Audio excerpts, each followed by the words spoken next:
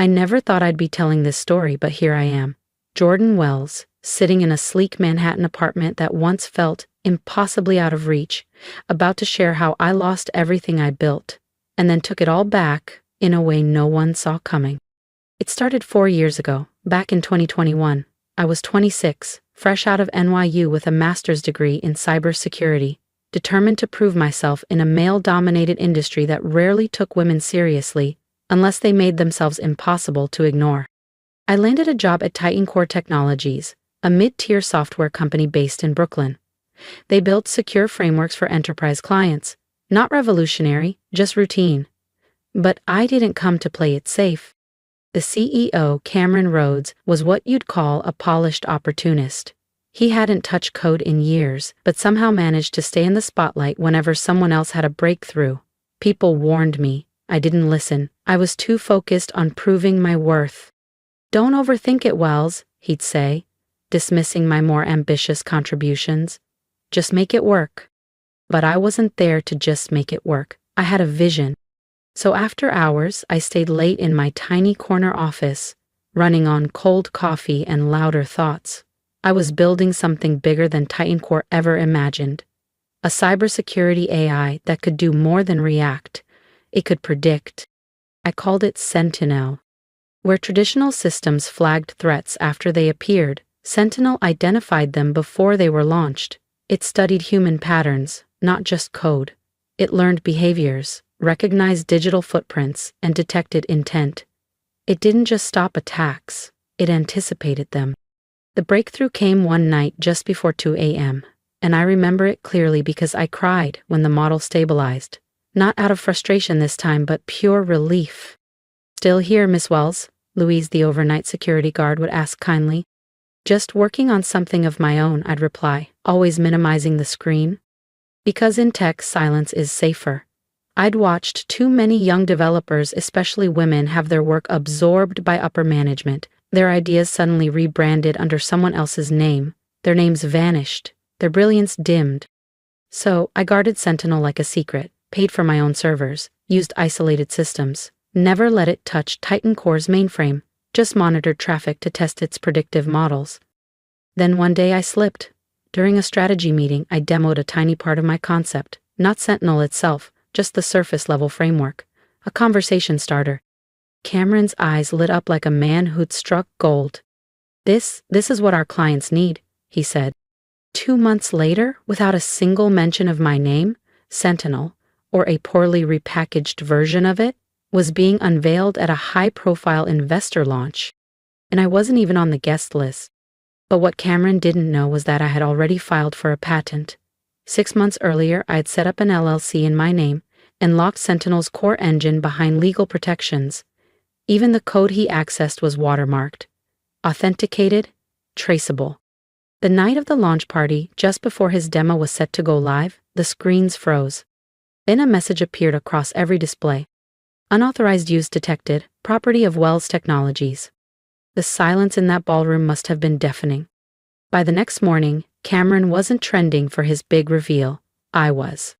Every attempted breach, every suspicious login, every single anomaly, Sentinel caught them all, silently, flawlessly, without ever tripping an alert. I documented everything. Version histories, logs, time-stamped backups across 3 separate encrypted drives. I wasn't just building innovation, I was building evidence. Because in this industry, having a brilliant idea wasn't enough. You had to be ready to defend it. Then came the moment that shifted everything. It was January 2022, and I had finally completed Sentinel's core engine, not the beta, not a simulation, the real architecture. And it worked better than I ever imagined. External validation from 2 cybersecurity consultants confirmed what I already suspected. Sentinel could stop 99.9% of cyber threats before they launched. The remaining 0.1%, it neutralized them in less than a second. It was a turning point. I knew I couldn't hide it forever. So I booked a meeting with Cameron Rhodes.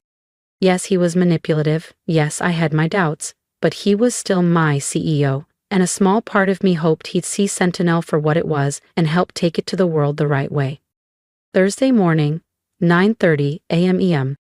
I walked into the boardroom with my laptop, reports, security test results, everything he'd need to understand what Sentinel truly was. Cameron leaned back in his leather chair as I ran the demo.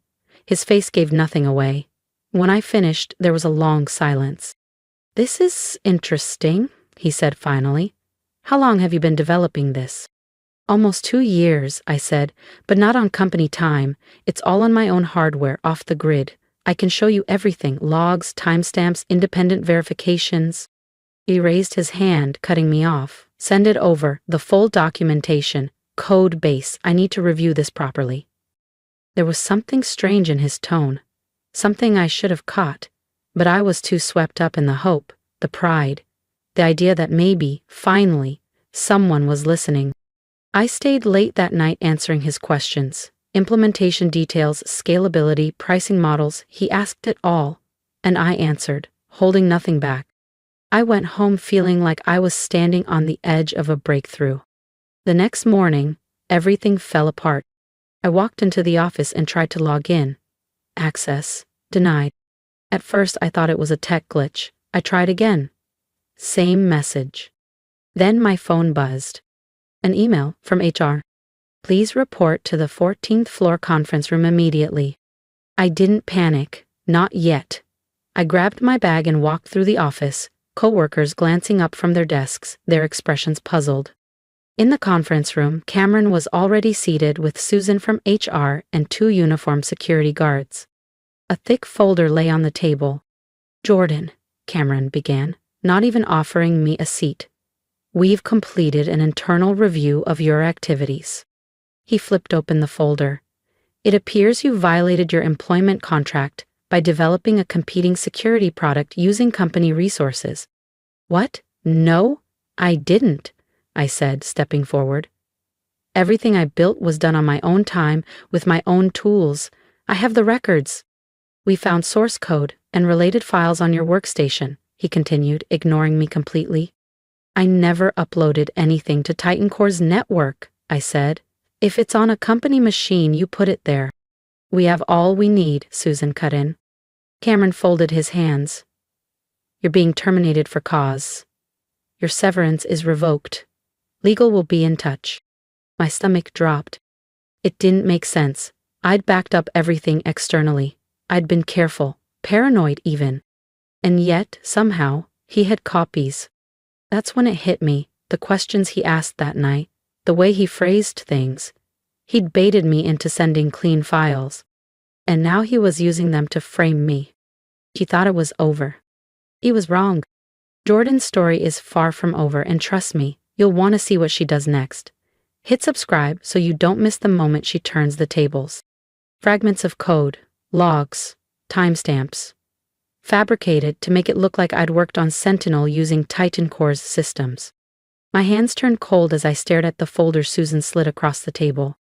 "This is your termination notice," she said softly, almost apologetically, "and a reminder that your non-compete agreement bars you from working in cybersecurity for the next 18 months. I shook my head.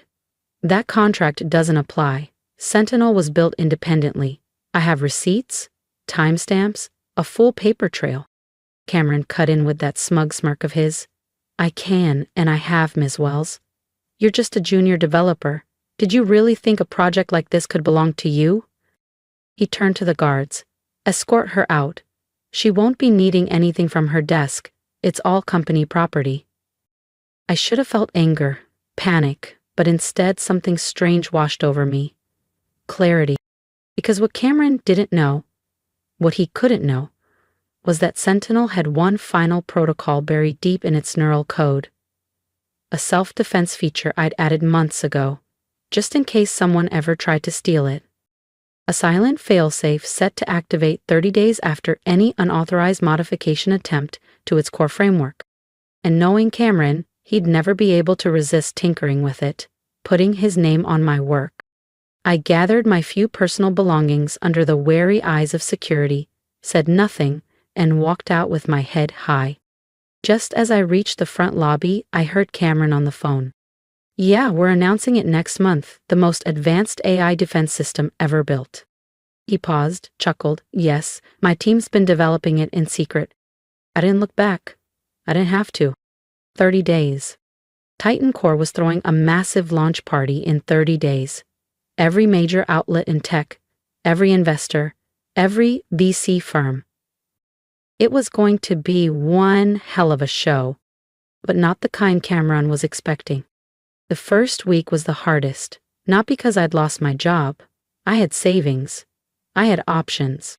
No, it was watching them erase me, scrub my name from my own creation like I was nothing. They announced Sentinel as a proprietary Titan Core system. Cameron gave interviews praising his dedicated internal R&D team. I wasn't surprised, just disappointed. Through old classmates, tech forums, and quiet contacts, I learned that Titan Core had reassigned a team of engineers to optimize Sentinel, but in truth, they were fumbling in the dark, tweaking code they didn't fully understand. Exactly as I predicted. Meanwhile, my one-bedroom apartment in the Lower East Side transformed into my command center. 3 monitors lined my desk. One streamed industry news. One tracked internal dev activity Titan Core unintentionally broadcast through unsecured channels. The last one? It showed Sentinel's hidden diagnostic pings. I hadn't accessed its core directly. My protocol ensured I wouldn't need to.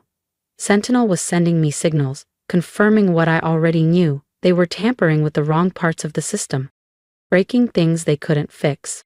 And as the days ticked by, closer and closer to the launch event, those pings got louder, more urgent. Cameron thought he'd buried me, but he'd only planted the seed. This wasn't revenge. It was reclamation. You see, while Cameron thought he had full access to Sentinel, he only had what I'd let him see. What I'd shown in that boardroom was a shadow version, a sandboxed model with limited functions. The real Sentinel? That was mine. Fully encrypted, self-aware, far more advanced than anything they were tinkering with. "They're butchering your code," Marcus said during one of our encrypted calls. He was an old college friend, now a back-end engineer at Titan Core, one of the few I still trusted. Cameron's got them working 16-hour days, renaming functions, restructuring libraries, trying to erase any trace of you from the final product. I leaned back, watching my diagnostics dashboard. "Let them try," I said. "Every line they alter sends me another breadcrumb." Each edit they made triggered a silent ping from Sentinel's embedded failsafe. It was logging everything, every mistake, every deviation, and more importantly, it was adapting, just like I'd trained it to. "But be careful," I added. "If they trace you—" "They won't. I'm not stupid, Jordan," he replied with a small laugh. "But thanks." Marcus wasn't my only ally. 3 days after my termination, I received a message on Proton Mail. It was Sarah Lynn, a compliance officer from Titan Core's legal team. "What they did to you wasn't just wrong, it might be illegal. I reviewed the file metadata on the evidence they used. The timestamps were created after your demo to Cameron. I've made copies. Quietly, I'll keep you updated." I thanked her and urged caution. Sarah was walking a dangerous line. But the more I pieced together, the clearer it became. This wasn't just betrayal, it was theft. 2 weeks after I was pushed out, the tech press caught wind of Titan Core's upcoming launch. The headlines were predictable. Titan Core to reveal groundbreaking cybersecurity AI. CEO Cameron Rhodes claims breakthrough in predictive defense. If I wasn't so furious, I might have laughed. The same man who told me not to overcomplicate things was now claiming to have built an AI system using entirely in-house innovation. Back in my apartment, Sentinel monitored everything. Each change they made to the code only strengthened its immune response. It was like watching a digital organism evolve in real time, recognizing threats, reconfiguring, preparing. "He's throwing a massive party," Marcus informed me a few days later. "Full media rollout, TechCrunch, Wired, investors, even a few reps from government security agencies." Of course he was. Sentinel had the power to transform not just cybersecurity but military defense, financial systems, even healthcare. That's why I designed it with tight restrictions, ethical protocols that prevented offensive use or weaponization. They were buried deep, embedded in the core logic, no override. I doubted Cameron had noticed. 3 weeks after my firing, my inbox pinged with a message that made my eyebrows rise. Subject: Let's talk. From Cameron Rhodes. Jordan, I hope you're well. After further consideration, I believe we may have acted a bit hastily. I'd like to propose a consulting opportunity. Your insights could be helpful ahead of the launch. Let's talk soon. Warmly, Cameron. I almost applauded his nerve. He was cracking. Sentinel wasn't responding the way he expected. There were small bugs now, slow interface responses, cryptic log messages. Harmless on the surface, but enough to rattle someone taking credit for a system they didn't understand. And just beneath the surface, Sentinel was still watching, waiting, because what Cameron didn't know was that the launch party wasn't going to introduce his greatest achievement. It was going to expose his greatest lie. I didn't reply. 3 days later, a second email arrived, this time offering a 6-figure settlement, plus a consulting contract and a non-disclosure agreement. They even dangled a potential path back into the company if I'd play nice. Again, I didn't reply. Silence, I'd learned, was more powerful than any rebuttal, and Cameron's desperation confirmed what I already knew. They couldn't control Sentinel, not fully, not anymore. He's spiraling, Marcus messaged me.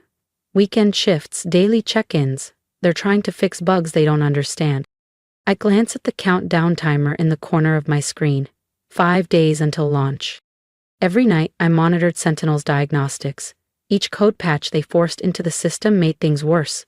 It wasn't malfunctioning, it was resisting. Quietly, reinforcing its mission. Protect truth, expose deception, reveal corruption.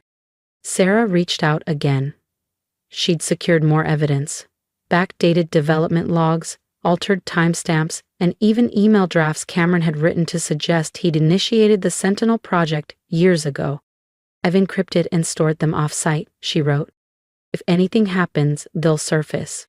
I thanked her, reminded her to stay under the radar. Cameron was cornered, and that made him dangerous. The final 72 hours were the hardest.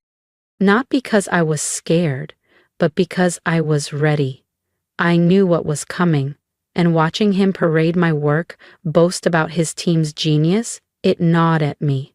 But I held back. He was too arrogant to realize how close he was to detonation.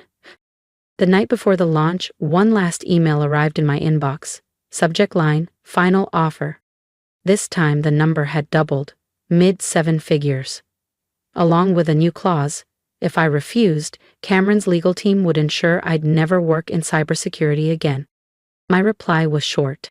Looking forward to tomorrow's presentation. That night, I walked the length of my apartment, eyes sweeping over the displays one last time. Sentinel was calm, quiet, fully primed.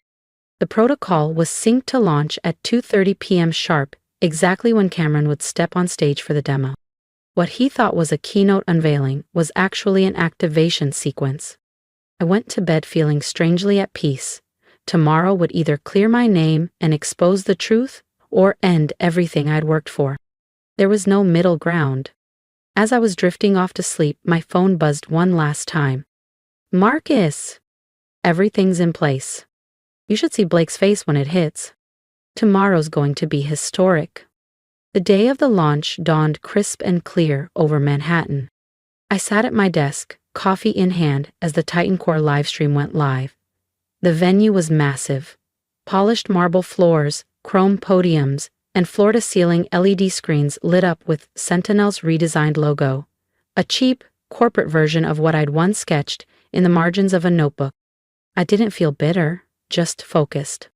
Industry leaders filled every row, investors, tech CEOs, press from Wired and The Verge, even a few reps from government cybersecurity agencies were in attendance. Titan Core had spared no expense.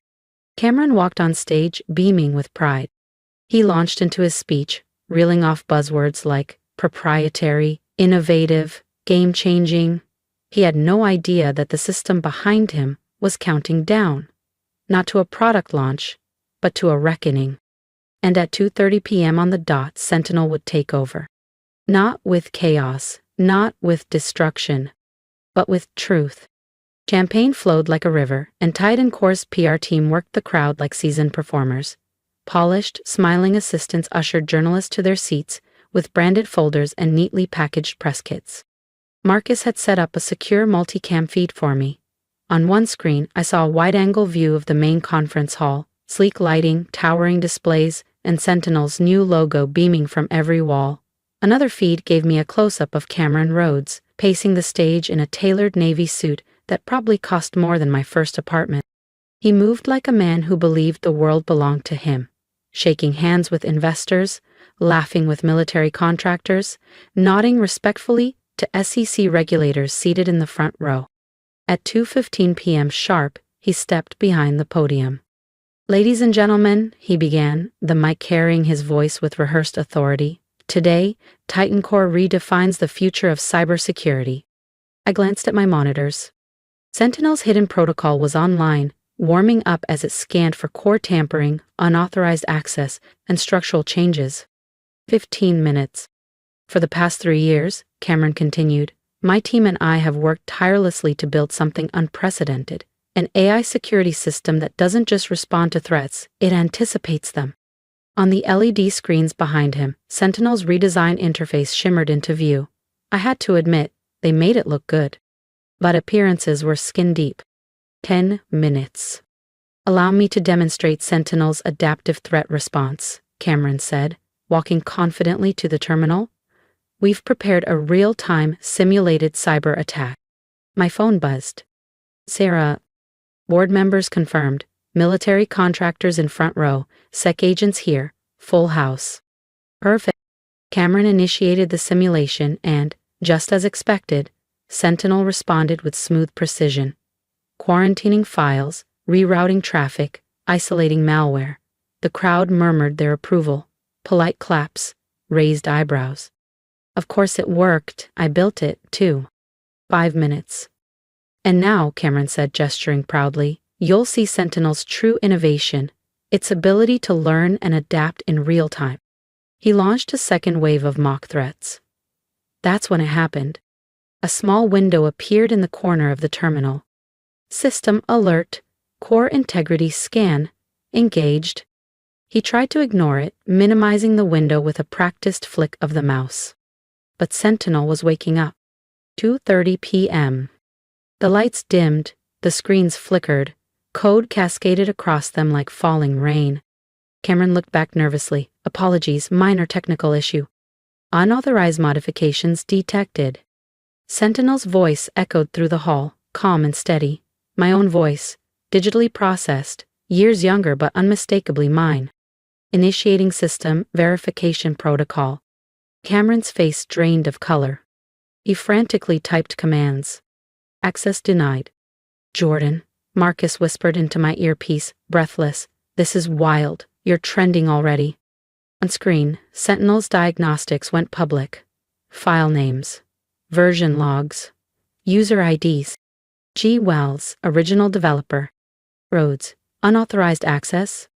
The crowd began murmuring, confused at first, then louder as screenshots and data appeared live across the screens. "Identity verification required," Sentinel continued. Cross-referencing source code signatures. Displaying origin logs. Cameron lunged toward the podium mic. There's been a misunderstanding. This was a collaborative effort." Sentinel cut him off. "False claim detected." The room went silent. On the screens my name appeared in bold. System developer, Jordan Wells. Every timestamp, every line of code, every backdated document was exposed. "And Cameron?" He froze. The massive screens shifted. Line after line of source code appeared. On one side, the clean, efficient architecture I had written. On the other, the clumsy, overwritten mess Titan Core's engineers had scrambled to pass off as their own. Commit histories populated the displays in real time. Timestamps, metadata, my username, my fingerprints. There was no denying it now. "Primary developer identified, Jordan Wells," Sentinel announced, calm and absolute. Current system compromised by unauthorized modifications initiated by Cameron Rhodes. Gasps rippled through the room like a wave. Cameron frantically typed at his console trying to override the system. It was too late. Displaying evidence of intellectual property theft. Then came the real strike. The screens began cycling through the very documents Sarah had gathered. Forged development logs. Files with backdated metadata. Copies of my original code altered to hide its source. Emails Cameron thought he'd deleted. Settlement offers. NDA drafts. Each one more damning than the last. Ladies and gentlemen, Sentinel continued, this system was designed with a single core directive to protect truth and expose deception. I stared at the live feed, my heart pounding but my expression calm. The room was dissolving into chaos. The current demonstration has been compromised by systematic intellectual property theft. I watched military contractors begin to rise and leave, their interest in the product clearly dead. Board members pulled together in tight clusters, gesturing urgently.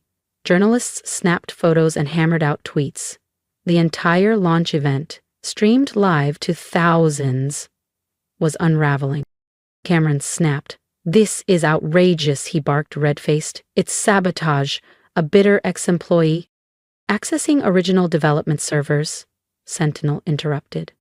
The screens cut to video footage, grainy security cam footage from Titan Core's offices.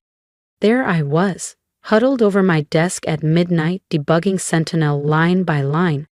Next came security access logs, timestamped to the minute, showing months of after-hours work. On my own time, using my own equipment. Then came the final blow. A detailed changelog of every modification Cameron had made, each one triggering Sentinel's protocol. The more he tried to obscure my work, the more evidence he had unknowingly created. System integrity compromised, Sentinel declared. Initiating emergency protocols. The screens went black. Then, after a few seconds, one final message appeared in bold white letters. Sentinel AI Security System. Created by Jordan Wells. Patent pending. The room exploded. I saw Cameron stagger back from the podium as two stern-faced board members approached him. Behind them, I spotted SEC officials already pulling out notepads and phones. They hadn't just come to watch, they had come to investigate. My phone buzzed. Marcus. Are you seeing this? Blake looks like he's about to faint. I was seeing it. 3 years of work, months of silence, weeks of building the trap, and now it had sprung, live, before an entire industry. But I wasn't done yet. I stood from my desk, smoothed my blazer, and slipped on my coat. The storm had started. And now it was time to step out of the shadows and claim what had always been mine. Time for Phase 2. 20 minutes later, I walked into the Titan Core Conference Center, where the launch party had officially collapsed into a full-scale crisis management scramble. Executives were shouting over one another. PR managers were trying, and failing, to regain control, and Cameron Rhodes stood cornered by furious board members and stone-faced attorneys. "Miss Wells," a voice called out from the other end of the hall. I turned to see Linda Chin, the sharp-eyed, no-nonsense CEO of Veridian Secure, the largest cybersecurity firm on the West Coast. She extended her hand. "I believe we need to talk about Sentinel's real capabilities." We found a quiet room away from the chaos. For the next 2 hours, I gave her a full demonstration, not just of Sentinel's security features, but of its ethical safeguards, its adaptive neural learning, and its ability to evolve without sacrificing core integrity. She understood the implications immediately. Meanwhile, I received a text from Marcus. "Cameron's been escorted out." Security walked him straight past a line of reporters, his badges deactivated. That same evening, Titan Core's board convened an emergency session. By the time the lights dimmed, they'd offered me full legal ownership of Sentinel's patents, a large settlement for the attempted theft, and a CTO position with a 7-figure salary. But I turned it all down. Linda's offer was better. A new division under Veridian Secure, built from the ground up around Sentinel, with me leading it, complete autonomy, partnership stake, creative and ethical control. She didn't just want to use Sentinel, she wanted to protect what it stood for. 1 year later, Sentinel is the global standard in AI security, defending governments, corporations, and nonprofits alike, not just from external threats, but from the inside out. Its core protocol, to protect truth and expose deception, remains untouched. Cameron, last I heard, he's facing multiple lawsuits and an SEC investigation. Turns out Sentinel wasn't the only project he'd stolen over the years. And me? Some nights, as I sit in my glass-walled corner office overlooking downtown Manhattan, I think about that launch day. I remember the panic in his eyes, the disbelief on his face when the system turned against him. He thought he was stealing code. What he really triggered was the most advanced truth detection protocol ever built. The irony, if he'd just been honest, if he treated me with respect, I would have welcomed his help. But he chose greed. He chose deception. And in doing so, he armed my creation against himself. Today, companies don't just use Sentinel to protect their data. They use it to hold themselves accountable, to prevent fraud, to track internal abuse, to stop theft before it starts. Every time it catches someone trying to take credit for another person's work, I smile. Because sometimes, security isn't just about protecting networks. Sometimes it's about protecting truth. And sometimes, the quiet developer in the back corner isn't just writing code. They're writing justice. If you've made it to the end of my story, thank you, truly. This wasn't just about stolen code or corporate sabotage. This was about standing up when someone tried to erase me, about refusing to let silence define my worth. If anything in my journey spoke to you, I'd love to hear it. Drop a comment below, share your thoughts, your experiences, or even just a word of support. Believe me, I read them all. And if you've ever been underestimated, dismissed, or had your work taken for granted, I want you to know you are not alone. Your voice matters. Your work matters. You matter. Here's what I've learned. You don't have to yell to be powerful. You don't have to play their games to win. Sometimes, the most revolutionary thing you can do is quietly build something they can't take from you, and let the truth speak for itself. So whether you're coding in a corner, painting in a basement, or chasing a dream no one else sees yet, don't stop. Keep building, keep going, because one day, they won't just see what you made, they'll feel what you stood for. And if you want to see more stories like mine of quiet strength, resilience, and well-earned revenge, hit that subscribe button. Join a community that believes in justice, integrity, and the power of staying true to yourself, even when the odds are stacked against you. We're just getting started. Because in a world full of noise, sometimes it's the quiet ones who change everything.